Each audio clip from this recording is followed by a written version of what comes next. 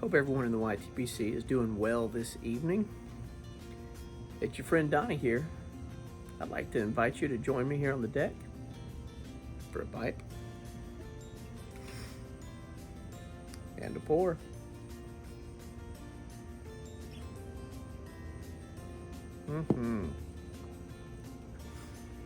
Hope the week is going well for everybody.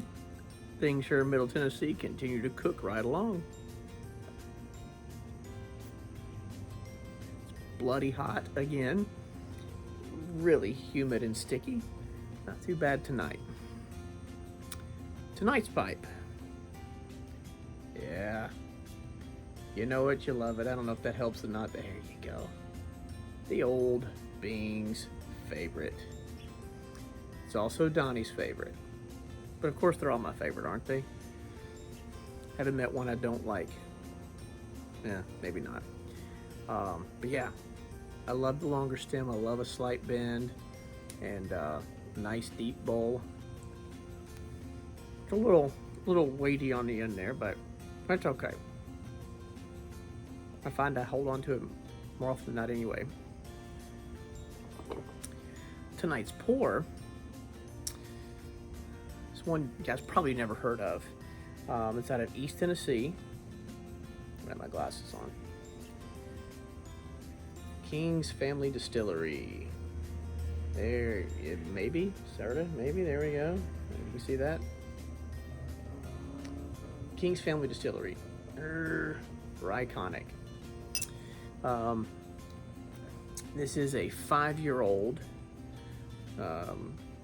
rye distilled in Indiana, probably MGP. But King's Family Distillery is up in Sevierville, Tennessee, over in East Tennessee. They started several years ago. They're doing like a lot of smaller brands are, where they're sourcing their whiskey from someplace else. It's got a bigger operation while they distill their own and get it aged and get it ready to put on the market. This was a single barrel pick from a local store here that I enjoy frequenting. Coming in at 111.8, 112 proof. So it's a little bitey. It's got a little bit of heat to it. Not too terribly bad. And you're wondering, well, Donnie, it's not Friday. So why exactly are you drinking a rye if it's not Friday? Well, because there's only that much left. And I'm trying to empty bottles so I don't have to pack them and move them to the new house. Simple as that, right? But that's been a really good bottle that I have enjoyed and offered samples to a lot of friends to give a try of. Again, I've said before, rye whiskeys are a slippery slope, and there's so many out there, and there's so many variations, and they're incredibly diverse. And some aren't as good as others. This one's pretty solid. And it's twice barreled. I don't know if that makes a difference, to be honest with you guys. I kind of feel like it's a bit of a marketing ploy. But twice barreled meaning that after it was aged for 5 years, it was then dumped into another used rye barrel for some other time, some amount of time, to hopefully impart some of what the wood in that barrel could impart to the whiskey. I have no idea if that works or not, but I tried it and I liked it. Very fresh and bright on the nose. And again, at about 112 proof, you would think it's got a lot of sting to it, but not really, which is nice. A lot of that green apple kind of aroma, which is you kind of expect from a lot of different ryes, especially some of those out of Indiana. But it's very good, and it's pairing quite well with what's in the pipe.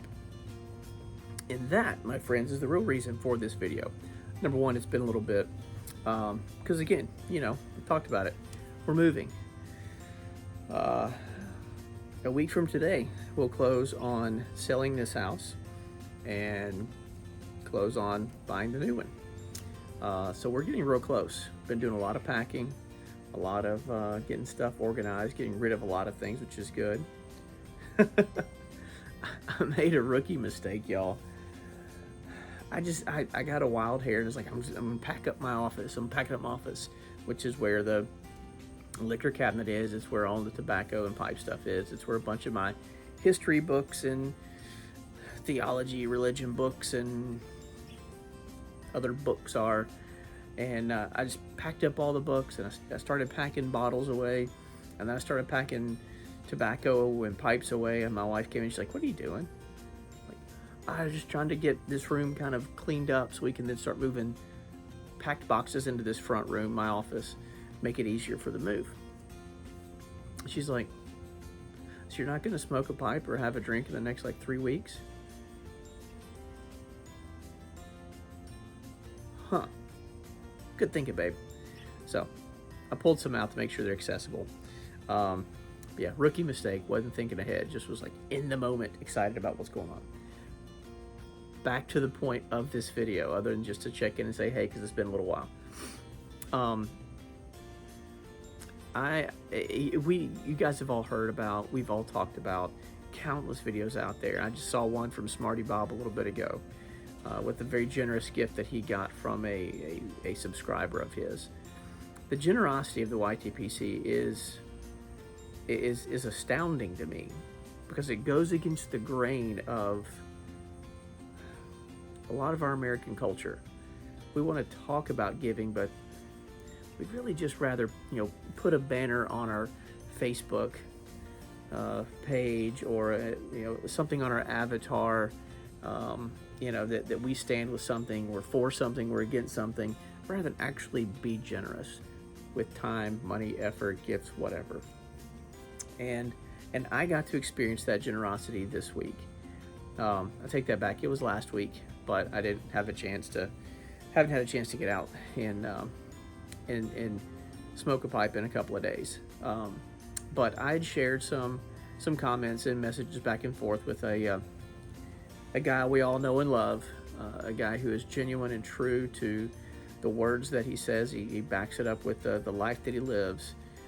None other than our brother Israel, the SoCal Piper. And there'd been a lot of talk in, recent weeks from St. David's Pipe. You guys know that Ghost Cobb loves this stuff too. There's countless others. But Israel had some.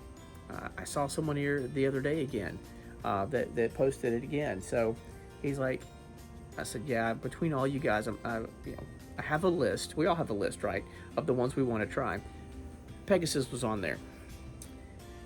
And I was like, oh yeah, that's one that's on my list. And with all you guys talking it up, I got to move it up the list on that to give it a try.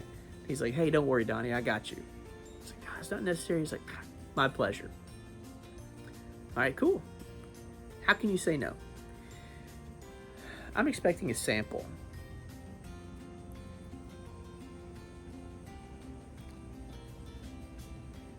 This, ladies and gentlemen, is not a sample. This is a full 10.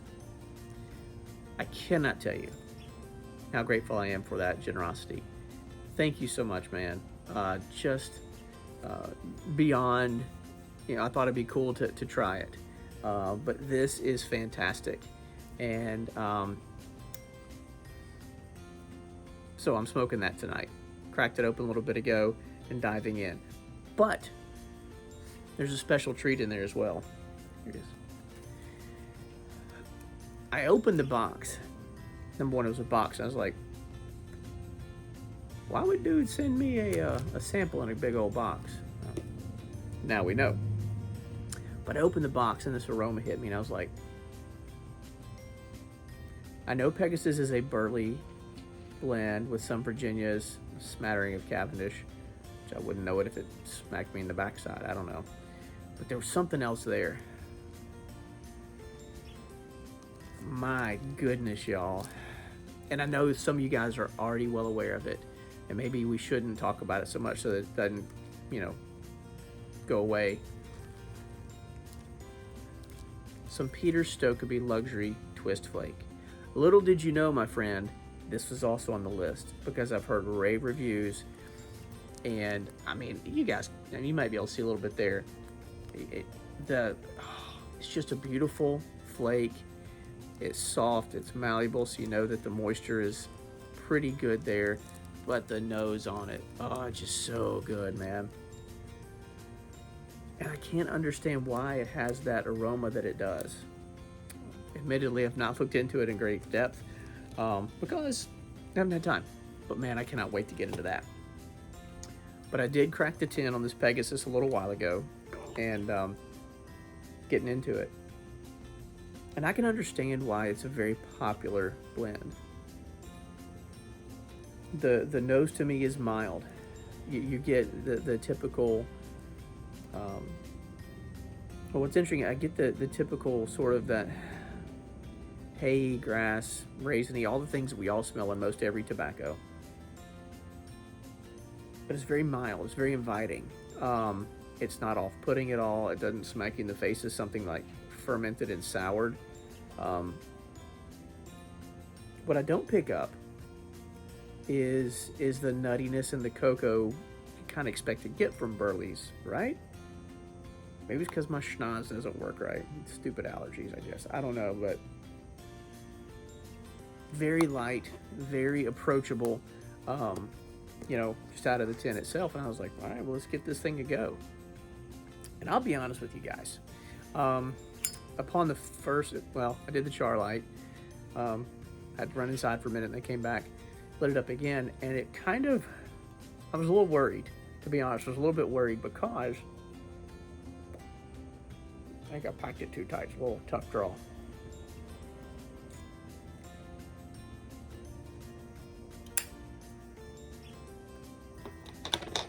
Yeah, I'm going to work on that.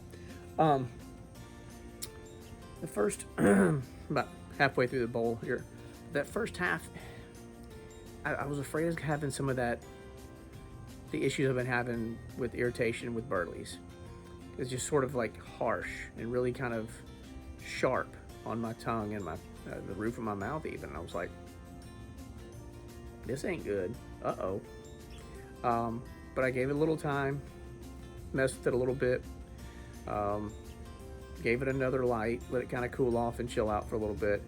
And that's when I started to pick up some very slight, very mellow of those nutty, cocoa-y notes that I kind of expected. But again, incredibly mild, very approachable. Can understand why it's popular in an all-day, everyday smoke for a lot of people. No wonder Ghost Cobb is smoked through like a 16-pound bag or whatever it was he got. Maybe not that much, I don't know. But yeah, this is really good, and I am enjoying it. I'm gonna have to work on that because I think I did pack it a little too tight on that one. And like I said, even with 112 proof rye whiskey, it's not blasting out my palate. I'm able to pick up some of the notes and the sweetness and the tobacco flavors, and it's really enjoyable. So again, SoCal Piper Israel, my brother, what can I say? Thank you. Thank you for that generosity. I'm going to do my best to pay that forward, and figure out how I can bless somebody else with an unexpected gift.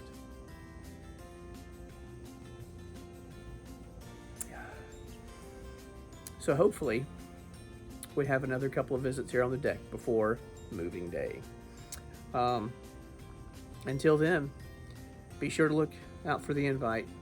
Someone asked you to come back and join me again for a pipe and a pour.